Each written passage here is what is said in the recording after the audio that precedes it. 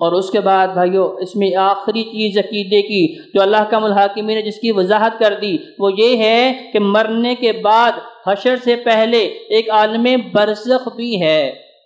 جسے ہم قبر کی زندگی کہتے ہیں، جسے ہم برزخ کی زندگی کہتے ہیں۔ محبوب پیغمبر علیہ السلام کو دکھایا گیا ایک شخص جو ایک ایسی نہر کے اندر ہے جس کے اندر جو ہے پتھر ابل رہے ہیں، وہ گرم پتھروں کو پکڑ پکڑ کے اپنے منہ میں ڈال رہا ہے، ساتھ میں چیخیں بھی مار رہا ہے، رو بھی رہا ہے، مدد کے لیے پکار بھی رہا ہے، لیکن وہ گرم ترین پتھروں کو پکڑتا ہے، منہ میں ڈالتا ہے، اس کے پخانے کے راستے سے وہ باہر گر جاتے ہیں، اسی گندے پتھر کو دوبارہ پکڑتا ہے، اپنے منہ میں ڈالتا ہے۔ محبوب پیغمبر علیہ السلام اس کے کرم کو دیکھ کے، اس کی تکلیف کو دیکھ کے جبریل امین سے پوچھتے ہیں، یار جبریل یہ کون بدبخت اور بد نصیب ہے؟ کہا یا رسول اللہ یہ آپ کی امت کا وہ بندہ ہے جو سودی کاروبار کیا کرتا تھا۔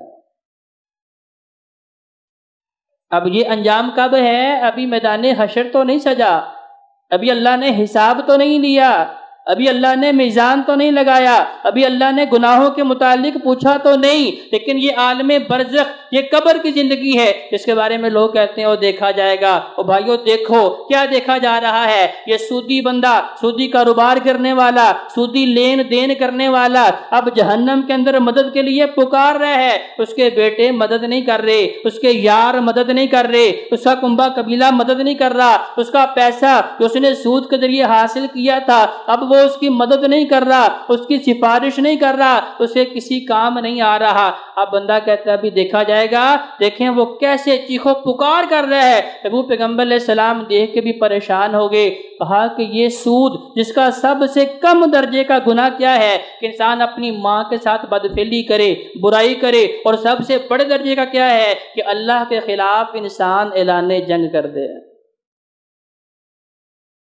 آج ہمارا چھوٹا سا دشمن ہو تو ہم پریشان ہوتے ہیں، نیندیں نہیں آتی، اس کے لیے اسباب اختیار کرتے ہیں کہ میرا دشمن جو ہے کہیں مجھے نقصان نہ پہنچا دے۔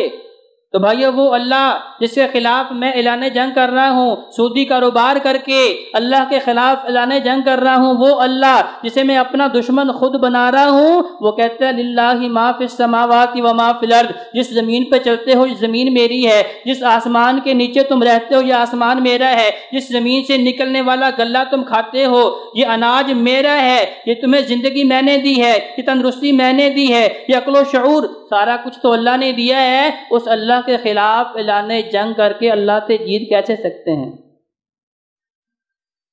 تو اللہ کا الحاکمین نے اس معراج کے واقعے کے اندر محبوب پیغمبر علیہ السلام کو بہت سارے ایسے نکتے دیے جن سے امت کی اصلاح ہونی ضروری ہے، لوگوں کو پتہ ہونا چاہیے کہ بھئی یہ عقیدے کی باتیں ہیں، کیونکہ اللہ نے قرآن میں بیان فرمایا ہے کہ کامیاب کون ہیں؟ الذین آمنوا وعملوا الصالحات، سارے نیک اعمال بعد میں ہیں، سب سے پہلے عقیدہ ہے، سب سے پہلے پتہ ہونا چاہیے جس اللہ کو میں مان رہا ہوں وہ اللہ کیا ہے، وہ اللہ کیا کر سکتا ہے، وہ اللہ کدھر رہتا ہے، اس کا اختیار کتنا ہے، اس کے پاس طاقت کتنی ہے، وہ پکڑنے پہ آئے تو کیسا پکڑ سکتا ہے، وہ معاف کرنے پہ آئے تو کیسا معاف کر سکتا ہے۔ اس خالق و مالک کا پورا صحیح تعارف ہونا جو ہے بھائیو یہ ضروری ہے۔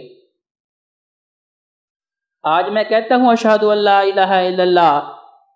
مجھے بتایا گیا ہے کہ افضل الذکر لا الہ الا اللہ، سب سے بہترین ذکر لا الہ الا اللہ ہے۔ میں تسبیحات پڑھ رہا ہوں، 100 مرتبہ چھوڑ کے 1000 مرتبہ بھی پڑھتا ہوں، 1,00,000 مرتبہ بھی پڑھ لیتا ہوں، لیکن اس کے باوجود جو ہے میں رب کا در چھوڑ کے کہیں اور جا رہا ہوں، کہیں ٹھوکریں کھا رہا ہوں، اس کا مطلب یہ ہے کہ یہ تسبیح جو ہے میرے دل تک تو اتری نہیں ہے۔ مشرکین مکہ نے کیوں نہیں مانا؟ مشرکین مکہ نے ماننے سے انکار کیوں کیا؟ کیونکہ انہیں پتا تھا یہ لات منات عزا ہبل جن کے نام پہ نظر و نیاز دیتے ہیں، جن کے نام پہ چڑھاوے چڑھاتے ہیں، جن کے نام پہ ہم اپنے جانوروں کو قربان کرتے ہیں، جن کے نام پہ صدقات و خیرات کر رہے ہیں، جن سے مدد مانگتے ہیں، ان سب کی پہلے نفی ہے لا الہ، کہ رب کے علاوہ کوئی الہ ہے ہی نہیں، رب کے علاوہ کوئی مشکل کشا ہے ہی نہیں، رب کے علاوہ کوئی بیٹے دینے والا ہے ہی نہیں، رب کے علاوہ کوئی شفا دینے والا ہے ہی نہیں، پہلے سب کی نفی ہے، اس کے بعد ہے الا اللہ، سوائے اللہ کے، یہ ساری طاقتیں تو میرے اللہ کے پاس ہیں۔ تو پہلے عقیدے کی اصلاح ہے۔ محبوب پیغمبر علیہ السلام نے بھی مکی دور کے اندر 13 سالوں تک بھائیو اسی بات پہ محنت کی ہے کہ قولوا لا الہ الا اللہ تفلحون وتملکون العرب والعجم، لوگو لا الہ الا اللہ پڑھو، اس کو سمجھو اور اس کے تقاضوں کے اوپر عمل کرو۔ اسی لیے مشرکین مکہ نے نہیں مانا۔ آج کا مسلمان مان رہا ہے لیکن افسوس کہ صحیح طور پہ نہیں سمجھ رہا کہ میرا اللہ کیا کچھ کر سکتا ہے۔ میں اللہ کو چھوڑ کے بارشیں کسی اور سے مانگ رہا ہوں، میں رب کو چھوڑ کے بیٹے کسی اور سے مانگ رہا ہوں، مجھے نوکری چاہیے، رب کو چھوڑ کے نوکری کسی اور سے مانگ رہا ہوں، اگر میری کوئی مشکل ہے رب کو چھوڑ کے کسی کے سامنے اپنی مشکل بیان کر رہا ہوں۔ اس کا مطلب کیا ہے کہ بھائیو مجھے پتہ ہی نہیں ہے کہ میرا رب کیا کچھ کر سکتا ہے۔ سیرت انبیاء ہمیں یہی بتاتی ہیں، بیمار ہیں رب سے مانگ رہے ہیں،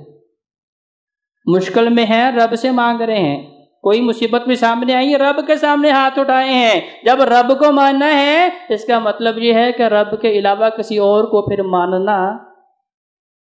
تو واقعہ معراج اور اسراء بھی ہمیں یہی بتاتا ہے کہ اللہ حکم الحاکمین نے یہ انہونا واقعہ رونما کر کے انسانوں کو یہ بتایا، لوگوں میں سب کچھ کرنے کے اوپر قادر ہوں، ان اللہ علی کل شیء قدیر، یہ سارے اسباب میرے ہیں، اللہ مسبب الاسباب ہے۔ اگر انسان اللہ کے اوپر صحیح معنوں میں بھروسہ کرنے والا ہو، میرا اللہ کہتا ہے میں وہاں سے تمہیں دوں گا جو تمہارے وہم و گمان میں بھی نہیں ہوگا۔ آئیں اپنے عقیدے کی اصلاح کرتے ہیں، صحیح معنوں میں رب کا تعارف سمجھتے ہیں اور پھر اس کے سامنے اپنے آپ کو پیش کر کے اسی سے مدد مانگتے ہیں۔ ایاک نعبد و ایاک نستعین، رب کے حضور دعا ہے کہ اللہ ہمیں صحیح معنوں میں قرآن اور نبی علیہ السلام کے فرمان کو پڑھنے کی، سمجھنے کی اور اس کے مطابق عمل کرنے کی توفیق عطا فرمائے۔